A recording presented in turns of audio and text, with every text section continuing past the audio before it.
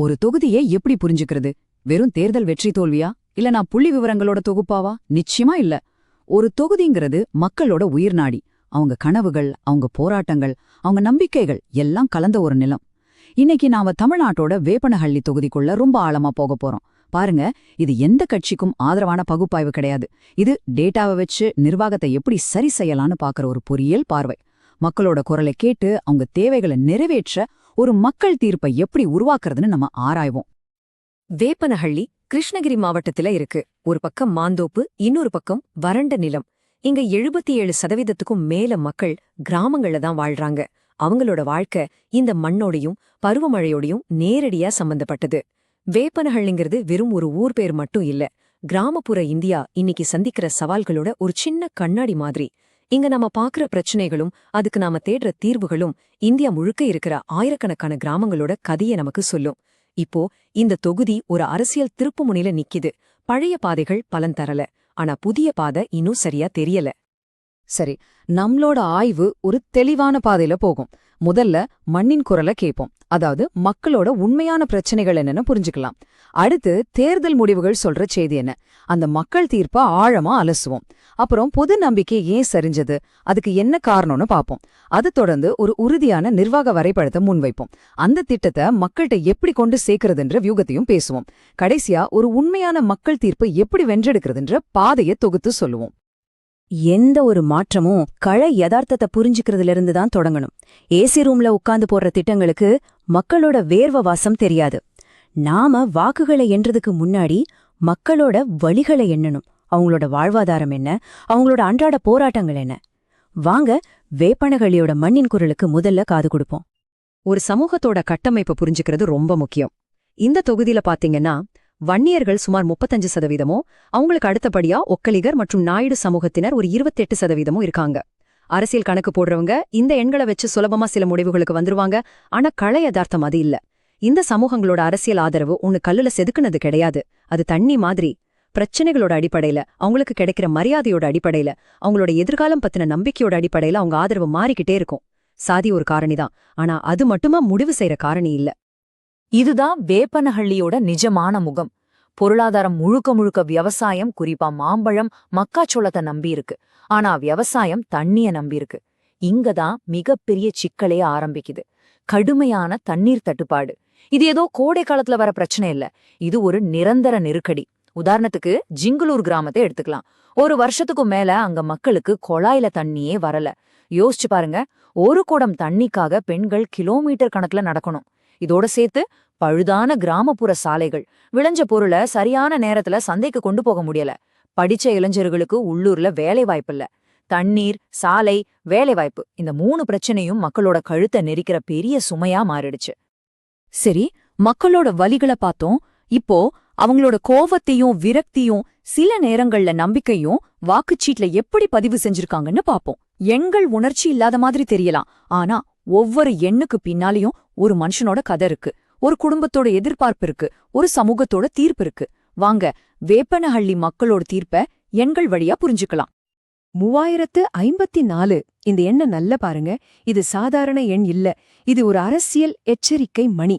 2021 சட்டமன்ற தேர்தல்ல 2.5 லட்சம் வாக்காளர்கள் இருக்கிற இந்த தொகுதியில ஜெயிச்சவருக்கும் தோத்தவருக்கும் உள்ள வித்தியாசம் வெறும் 3000 சொச்சம் தான்.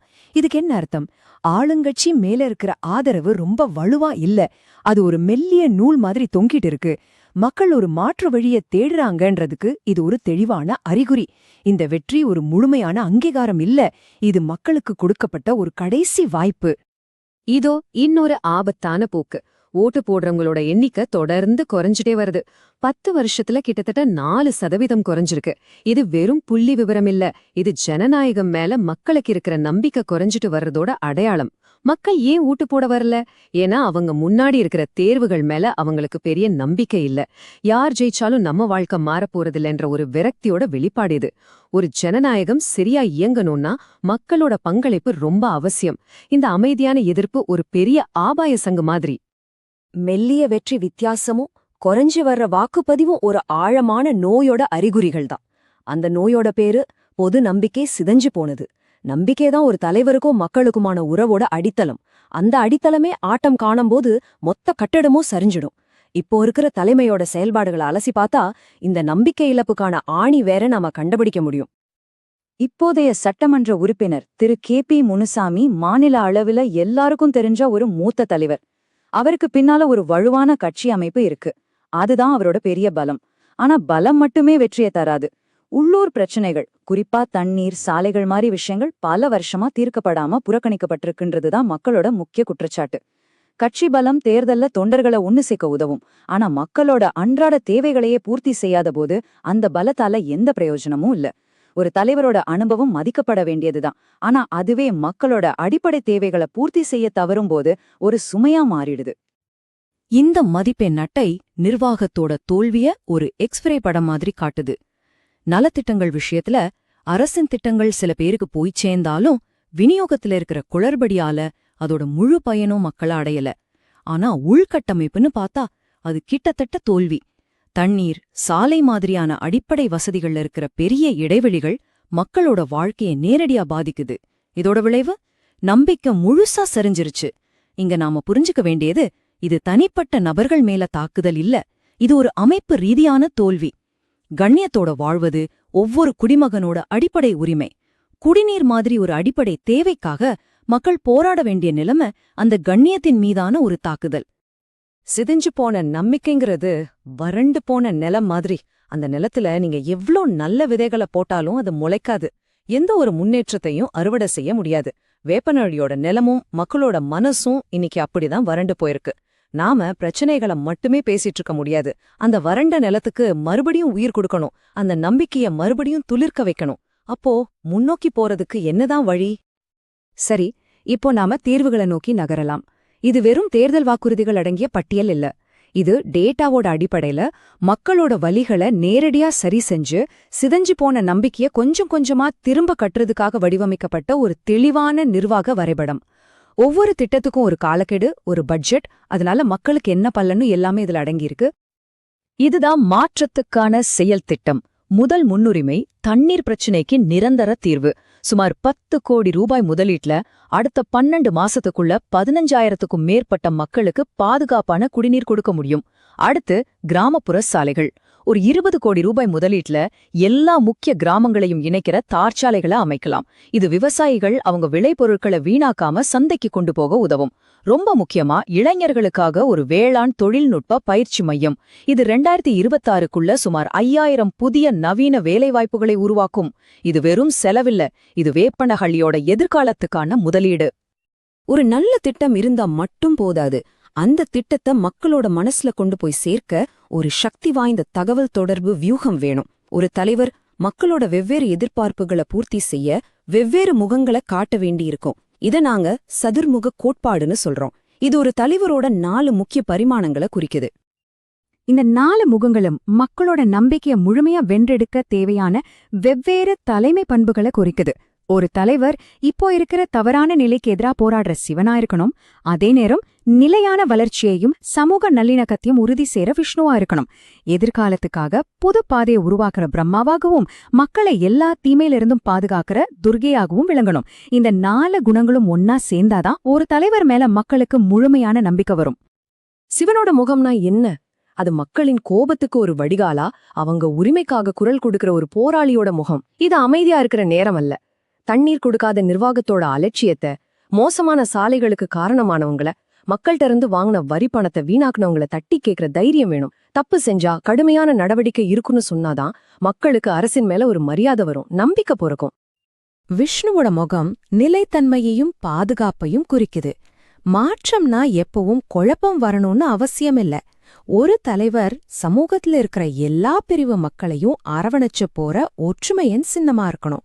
இப்போ இருக்கிற நல்ல நலத்திட்டங்கள் நிறுத்தப்படாது, அது இன்னும் சிறப்பா நம்பகத்தன்மையோட வழங்கப்படும்னு மக்களுக்கு உறுதி கொடுக்கணும். இந்த நிலைத்தன்மை மக்களோட மனசுல எதிர்காலம் பத்தி இருக்கிற பயத்தை போக்கும். பிரம்மாவோட முகம் புதுமையையும் எதிர்காலம் பத்தின ஒரு தொலைநோக்கு பார்வையையும் குறிக்குது. மக்கள் கடந்த கால பிரச்சனைகளுக்கு தீர்வு வேணும்னு மட்டும் நினைக்கல, தங்களோட குழந்தைங்களுக்காவது ஒரு நல்ல எதிர்காலம் வேணும்னு கனவு காண்றாங்க.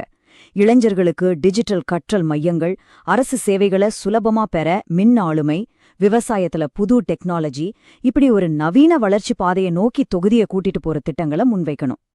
கடைசியா துர்க்கையோட முகம். இது பாதுகாப்ப குறிக்குது.